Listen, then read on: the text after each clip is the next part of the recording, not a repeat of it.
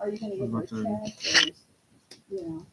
Well, that, it goes to her, I don't know how, we haven't discussed it yet, but it was, everything would go to her. It wouldn't be, you know.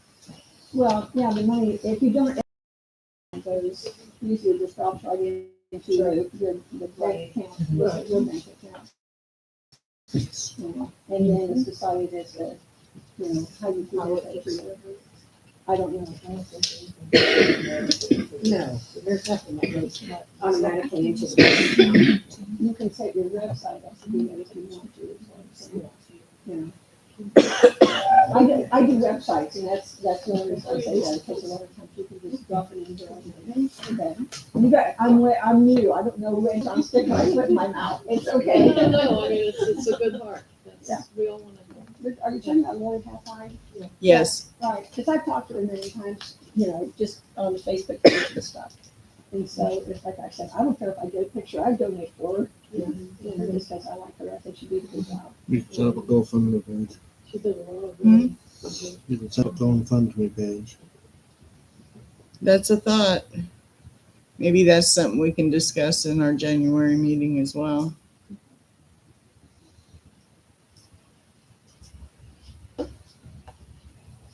Well, I will adjourn the meeting and turn it over to Kim.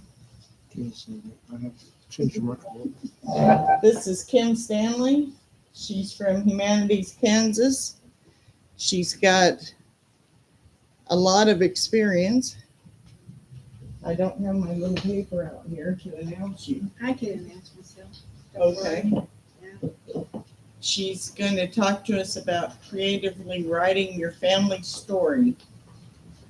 And it'll be exciting because I think it's interesting for journaling in your scrapbooks, as well as just writing down the stories that you've been told by your grandparents and your aunts and uncles and anybody else that you've had that have gone before you, if you've been lucky enough to remember what they've told you. So I'm going to turn it over to Kim. Okay, thank you, Yeah, Vicki. give me Thank one. you. All right. What Okay, is folks, it thank you being- for coming. So a little introduction to myself. I'm the chair of the Department of Modern Languages at McPherson, Kansas, McPherson College, but I'm an English professor. My field is, I'm a Shakespearean, but you know how it is with small colleges. I teach a little bit of everything, and so I teach creative nonfiction and poetry and a lot of stuff like that. And this particular workshop is really important to me. I'm going to talk at you for a little bit, and then I'm going to ask you to come up with ideas. And if you don't, it'll be dead. Okay, so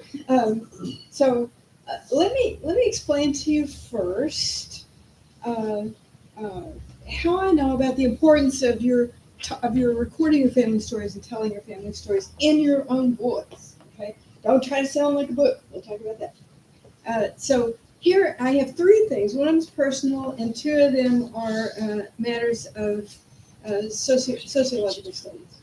So the two of the areas of study that have gone on about family stories, one of them has to do with how the stories that your family tells shape family members' picture of themselves and how they fit into the world and what their role in the world is going to be.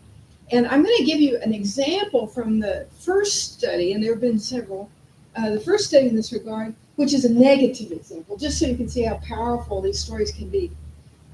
You know how sociologists do. They'll do a qualitative study and a quantitative study. One of the qualitative things, they interviewed several people who had contributed to the original study.